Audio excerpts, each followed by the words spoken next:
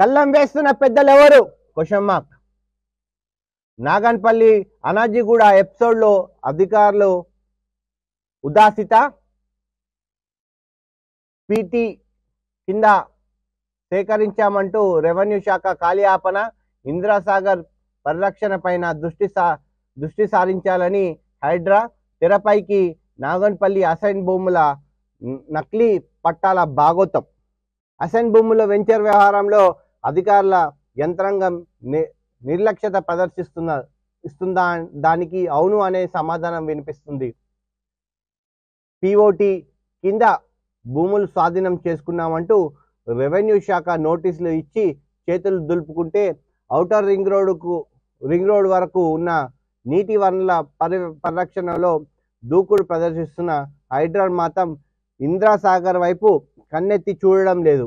దీంతో అధికారుల యంత్రాంగం దూకుడు ఎవరికి కళ్ళం వేస్తున్నారని క్వశ్చన్ మార్క్ అనే సందేహాలు వ్యక్తమవుతున్నాయి. కాగా నాగన్పల్లి అసైన్ భూములకు సంబంధించి తాజాగా మరొక కీలక మలుపు చోటు చేసుకుంది. ప్రభుత్వ పరంగా జరిగిన పట్ట పంపిణీ కాకుండా గతంలో పెద్ద ఎత్తున నకిలీ పట్టాలు కూడా పంపిణీ చేసినట్లు తెలుస్తూ ఉంది. సో ఈ రాజకీయ నాయకులు కాకుండా వీళ్ళ ఒత్తిళ్లకే ఈ గవర్నమెంట్ ఆఫీషియల్స్ వంగుతున్నారు. సో ఇందిరాసాగర్ సంబంధించిన పరిస్థితి అది. నేడైనా నిజం ఒప్పుకోండి, మోటార్లు బిగించేది ఎవరు, మాటలు చెప్పింది ఎవరు, అబద్ధాలు ఆపి సీతారాంపై సీఎం వాస్తవాలు చెప్పాలి, దీనికి కట్టిందెవరో ప్రజలు వివరించాలి. తాత మధు.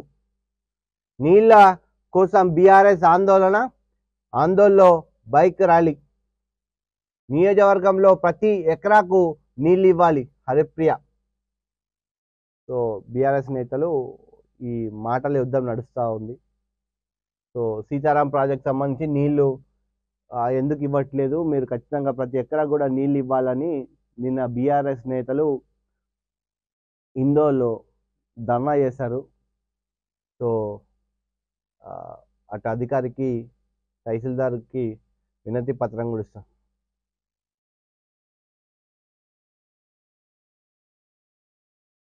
చుంకిశాల మునిగి 5 రోజులకు సర్కార్ దృష్టికి అధికారులు ఉత్తరాలను ధోరణి పొరపాటు.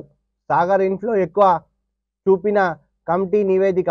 పనుల వద్ద సివిల్ ఇంజనీర్లు నియమించని బోర్డు. దిద్దుబాటు చర్యలకు దిగిన రేవంత్ సర్కార్. తాజాగా 4 ఇంజనీర్లపై సస్పెన్షన్ వేటు. ప్రాజెక్టు డైరెక్టర్లు నాన్ లోకల్ పోస్టులకు బదిలీ. ఏజెన్సీ మీద చర్యలపై సర్కార్ దిద్దుబాటు.